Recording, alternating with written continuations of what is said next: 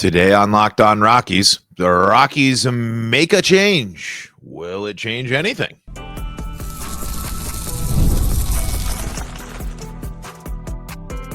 You are Locked On Rockies, your daily Colorado Rockies podcast. Part of the Locked On Podcast Network, your team every day.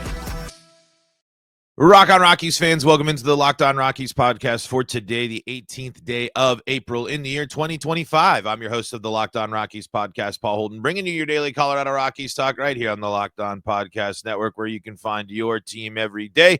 And if your team is the Colorado Rockies, guess what? You are in the right spot, because that's what we do around here each and every day, free and streaming on your favorite streaming services and on the Locked On Rockies YouTube channel, where you can be part of the show. You can fire off your Rockies hot takes. You can let me know what's on your mind, like a lot of Rockies fans are lately. We are hearing a lot from Rockies fans, and we even had some Dodgers fans check in on the last series as well. So if you like the show, hang out with us there on the Locked On Rockies YouTube channel, and subscribe to the channel, like the videos, all that good stuff. Really, really, really does help the channel, folks. Really, really does. When you you like the videos, when you subscribe to the channel, it's a huge, huge help. So really appreciate the folks that have been checking us out, leaving the comments, and hanging around. Today on the show, obviously, there's the big news. Big news that broke yesterday. The Rockies fired their hitting coach, Hensley Bam Bam Meulens, and now the Rockies bring back Clint Hurdle, who's been with the organization since 29 and kind of one of those special assistant or kind of floating around type of roles. I'm sure there's some sort of official thing, but has been working with the minor leaguers as I'm basing all this information off of Thomas Harding's reporting here on Rockies Partway with Meulens, named Hurdle new hitting coach.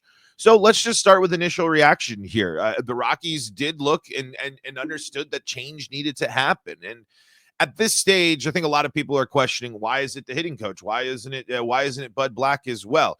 It's abundantly clear that this front office has the utmost confidence in Bud Black. They understood and recognized that change needed to come to this team, but they believe that Buddy is going to be the one that's going to be able to maintain whatever this will turn out to be throughout the rest of the year, work with these guys, get the development that they want, whatever other type of buzzword type of stuff that you want.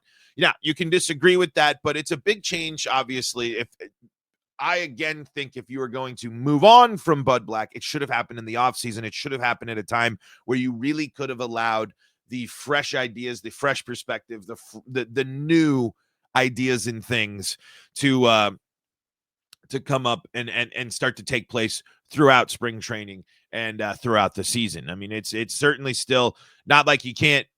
It's not like this season's all that or late enough to not make a change, and teams have made changes for managers in the middle of their seasons plenty of times before. Rockies, I don't believe, have. I don't think the Rockies have ever moved on from a manager in the middle of the season. Correct me if I might be wrong, but I'm trying to think. I feel like most managers had not only did they leave when they wanted to, or just kind of towards the end of a contract or something like that. Most of them ended up fulfilling, I think, at least their first contracts and managing for multiple years. Is Leland, is he the only single season manager in Rockies history? Anyway, certainly there's you could have been there's the people that are still going to be arguing that and still bringing that. And if things don't improve, like, that question has to offer, because I do want to bring up a little stat here from Denver Sports, and Jake Shapiro of Denver Sports writing about the Rockies here, where it's just like, okay, like it comes down to, though, like, eventually the pressure has to start coming for Bud Black here, because it doesn't just matter for that. Let's see. Is this a different story, or did this change? Oh, he had a nice little stat on here. Looks like he updated this. Oh, okay. No. There was another stat on this article. This guy must have got updated with and took out the stat. Or maybe I'm missing something. Sorry. I know how. Anyway, the pitching hasn't lived up to what Bud Black standard and what the expectations should be for Bud Black as well, mixed in with development of all these guys. They should be questioned here. My biggest thing is kind of in the same vein of there's not a whole lot of time and a whole lot of options at this point for if you move on from a coach or a manager in the middle of the season, your options are severely limited at what you can do. So an internal hire and someone like Clint Hurdle, who according to Harding, has not only a lot of connections, of course, with the Rockies and his history here, but has a lot of work working with hitters as well here. Let's see. I just wanted to just kind of read a couple of things here. Let's see. In addition to his institutional knowledge, Hurdle has worked with the young roster. He rejoined the organization as a special assistant to Schmidt in December 2019, working almost exclusively with minor leaguers. It's been a struggle from day one with the strikeouts and the lack of production, Schmidt said. We think this move is going to help. Clint is the right person at the right time with his knowledge. With the majority of the position player group here that he's worked with in the minor leagues, there are just 4 or 5 guys he hasn't been involved with. Hurdle was replaced as the Rockies manager by Jim Tracy in April 2009. So I think this year is really where you can kind of start getting some of that interesting stuff. Because mind you, this is 2 years removed from Rocktober. He spent 2010 as the hitting coach for a Rangers team that advanced to the World Series. And then that eventually got him to the Pirates job as well. So a lot of work technically with hitters as well. And I think that's probably something you can point at and say that was the strength there with the Rockies. With Hurdle was they never really were able to figure out that pitching all that much, but boy, there were guys that could hit, guys that could rake. So sure, I like the possibility. I like the fact that he's familiar. I like that he's got relationships with guys, but my biggest thing here, even with all of the caveats here, I just don't buy the interim tag. And certainly now, there were even, I believe, I was seeing some people talk about a potential pipeline for Hurdle to return to being the manager of the Rockies. And golly, would my heart sink? And it's not because I don't appreciate Clint Hurdle and what he's done for the Rockies, and I know that he's got experience and stuff, but it's just like this season has shown, as did last season and the season before, that this team is desperate for new perspectives, new ideas. And for reality, let's call it as it is. Clint Hurdle, big Rockies guy. Big in the organization, big with the people, very close with the people he needs to be with. Been working with the organization again since 2019, heavily involved with these guys and this team in certain areas. This is just the status quo. If this isn't if this ends up to not be an interim move and the Rockies just to say, hey, we're keeping him there and we're gonna bring Buddy back because we know it, and we'll just keep bringing the pitching coach back, Scoop, because that's just fun. I can't sit here and jump for joy, because I think that this is another situation in which, okay, great, an important position that the Rockies could have looked to someone and somewhere different, and now they brought back Clint Hurdle. Like that's like my big takeaway. Where Clint could come in and turn this offense around and get guys swinging and get things in a good place, and that would be awesome. And it would be something to be very encouraged by. But it's just this thing that goes back to me where it's just like it's the cycle of the internal hires. It's next man up. It's who within the organization can we grab? Who can we promote from within? Who in the Momfort Buddy brain trust do we believe in and buy in and trust the most to continue to, in some ways, enable and believe in what we're doing here and our process? Clint Hurdle has a resume that makes him a fine choice to fill this job. He has plenty of experience and has plenty of success in this environment. I just hope that he really, truly is the interim hitting coach. I just hope that the Rockies look at this and say, who knows how this season will shake out while we're in the midst of this horrendous start.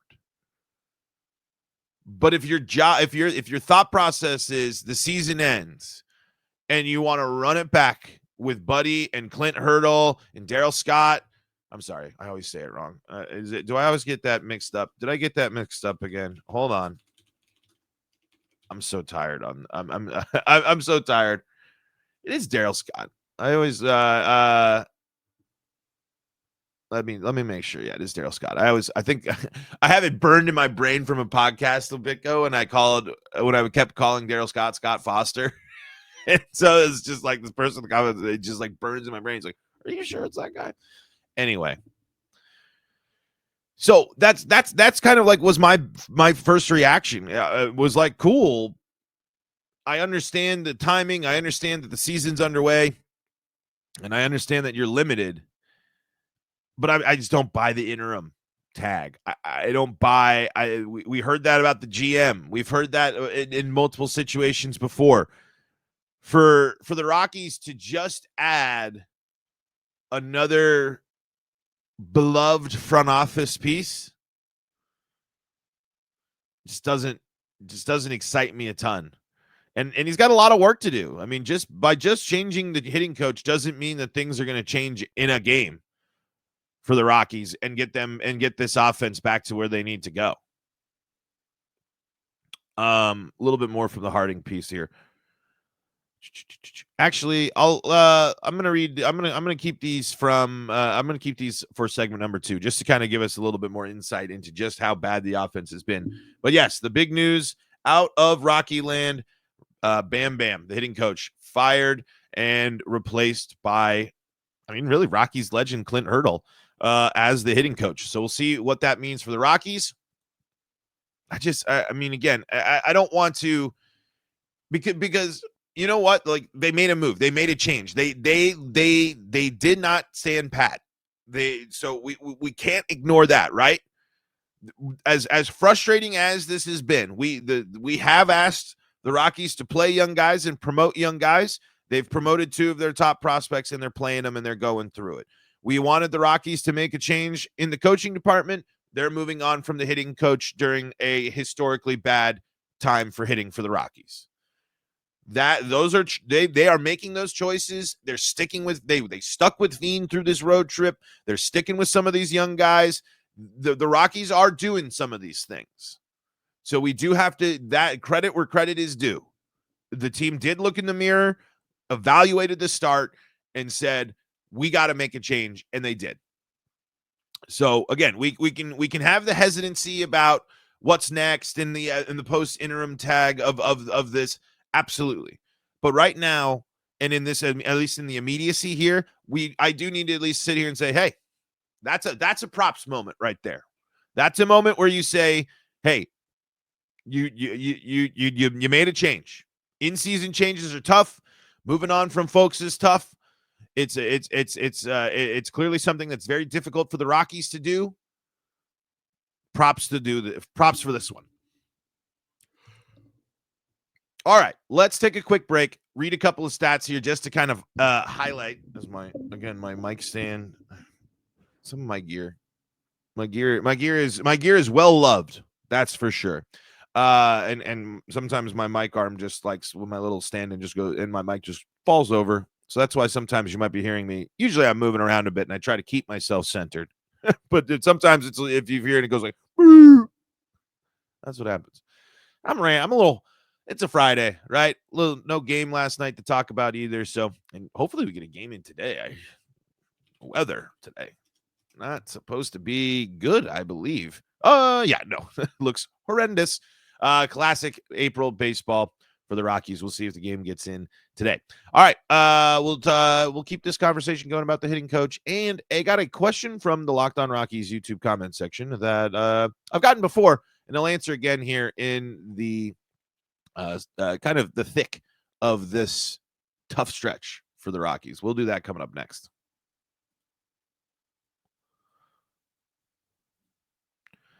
Before we do that, got to tell you about the folks that help make this show possible, and that includes Upwork. Scaling your business requires the right expertise at the right time. With Upwork, you can find specialized freelancers in marketing, development, design, and more, experts ready to help you take your business to the next level.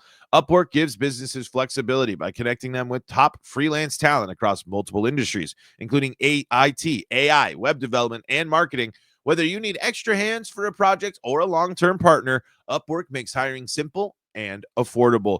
If you need help with a marketing campaign, Upwork can connect you with a freelance expert who can deliver incredible results. Posting a job is free and simple, and within a day, multiple qualified candidates will pop up, and you can choose from them.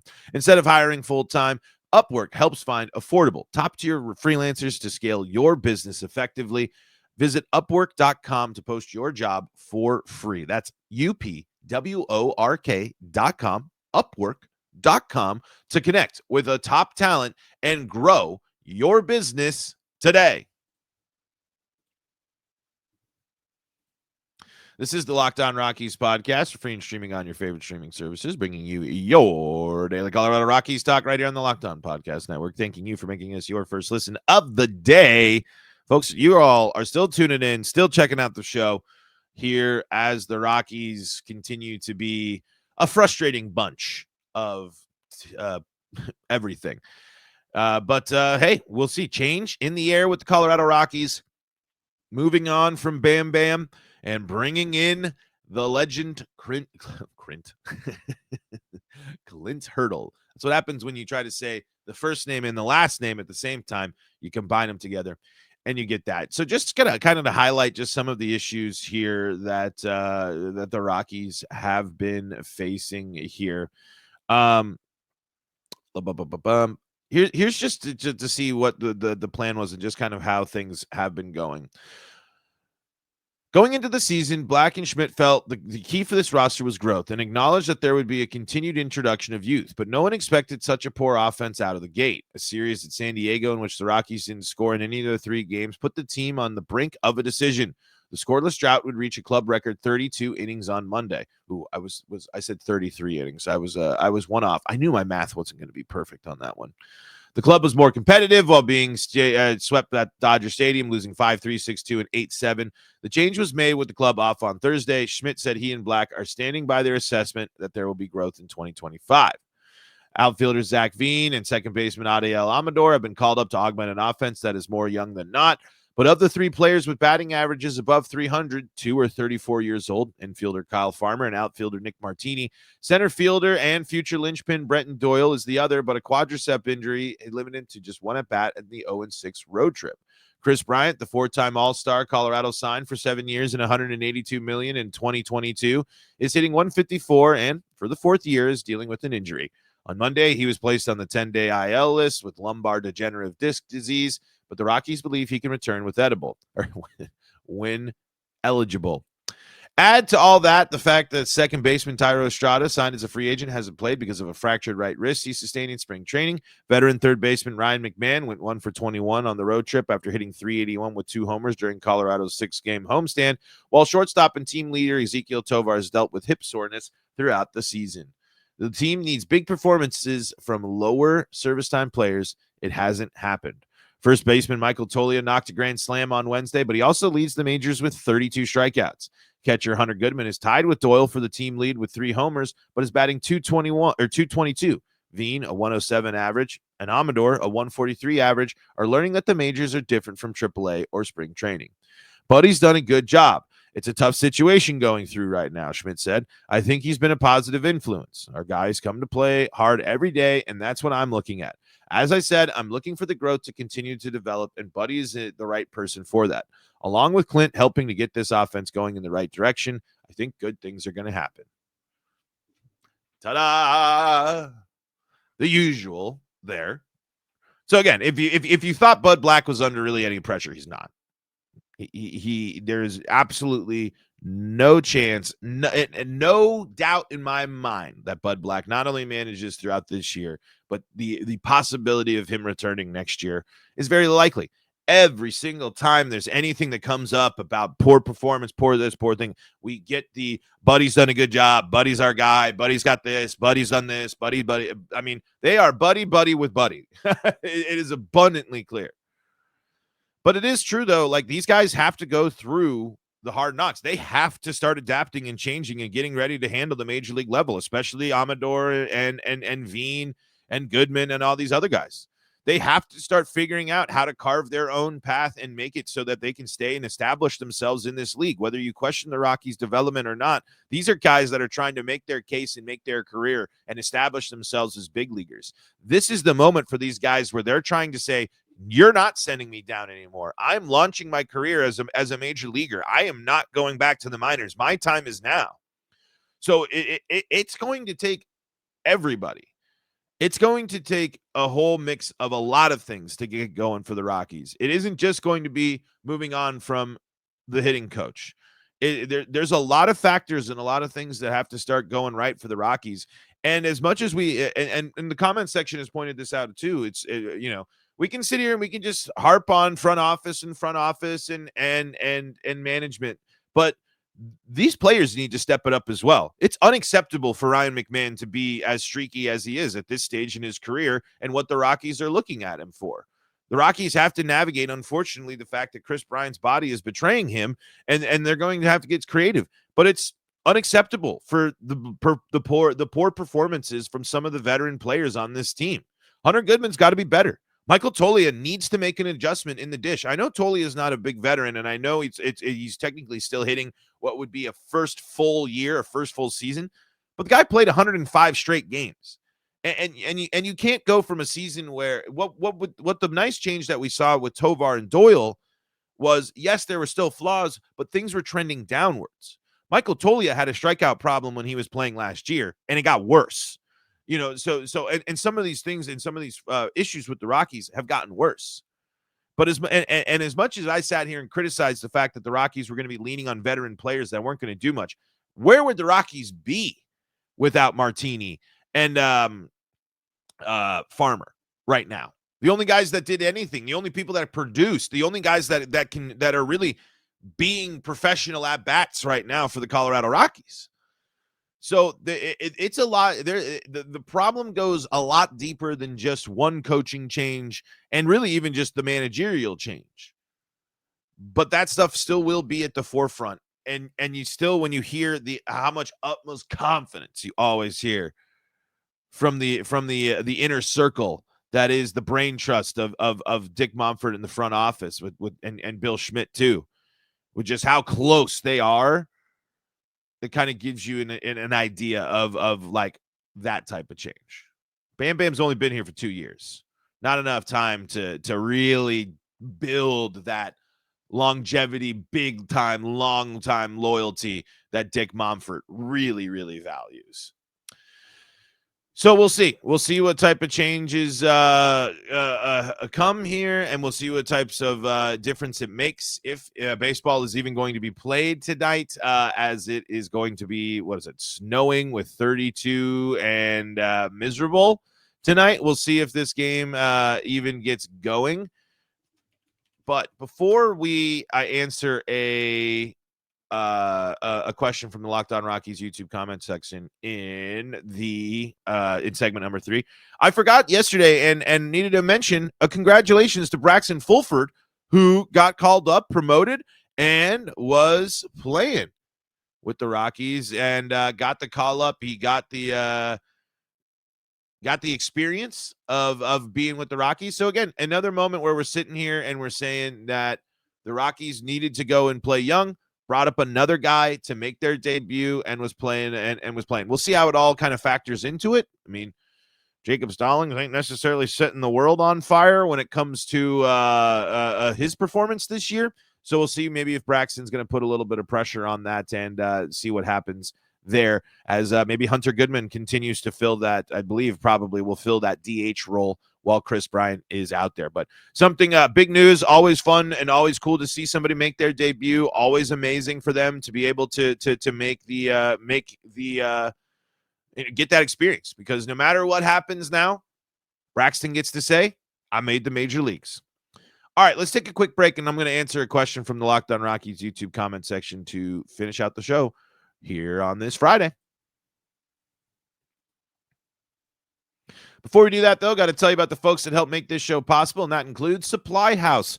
Get the supplies you need from the site made for the skilled trades, Supply House. Whether you're in plumbing, HVAC, or electrical work, Supply House is the reliable way to order products online. Their easy-to-use website is packed with helpful resources and the latest product info to help you get the job done right. Plus, with a complete inventory of over 200,000 parts from over 400 brands, you'll find exactly what you need delivered fast from coast to coast.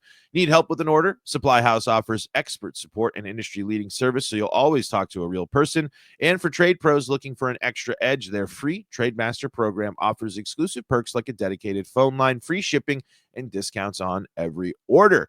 Thousands of skilled professionals are already taking advantage. Now it's your turn. Join the TradeMaster program today at supplyhouse.com/TM and start ordering plumbing, HVAC, and electrical supplies with just a few clicks. Plus, use promo code SH5. That's promo code SH5 for 5% off your first order at supplyhouse.com.